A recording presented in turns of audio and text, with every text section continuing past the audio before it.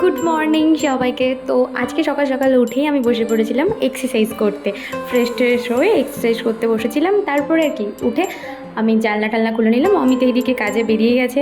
তারপরে আজকে যেহেতু বৃহস্পতিবার ছিল, তো তাই জন্য বেড কভারটা একটু চেঞ্জ করে নিলাম। তারপরে বালিশের কভার টভার সব চেঞ্জ করে নিলাম, কারণ এই একটা দিনই পাই যেই দিনটা আমি ঘর গোছানোর জন্য। তাই পুরো সপ্তাহটা কাজে গিয়ে শুধু বৃহস্পতিবারটাই ছুটি থাকে। এই বৃহস্পতিবারটা আমার খুব তাড়াহুড়োতে কেটে যায়, ঠিক আছে। তো এই দিকে আমি আগের দিন একটা বেড কভার কেচেছিলাম, তো সেগুলো ভাঁজ টাজ করে নিলাম। আর এদিকে ঘর গোছাতে আমি শুরু করে দিয়েছি। ঘরটার মানে সব যা যা জিনিস আছে সব পরিষ্কার টরিষ্কার করছিলাম। এদিকে আয়না ঠায়না সব ক্লিন করে ফেলছিলাম, মানে একদিনে আমি সব পরিষ্কার করে ফেলবো এরকম একটা ব্যাপার। তারপরে এদিকে ঘরটা ঝাড় দিয়ে ঘর পর মুছে নিয়েছি একেবারে।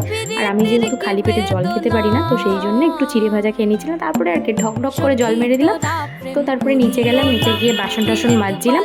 তো বাসন মেজে একেবারে উঠোন টুঠোন ঝাড় দিয়ে তো আমাকে কাচাকুচি করতে হতো, তাই জন্য আমি একেবারে আজকেই কাচাকুচিটা করে নিলাম।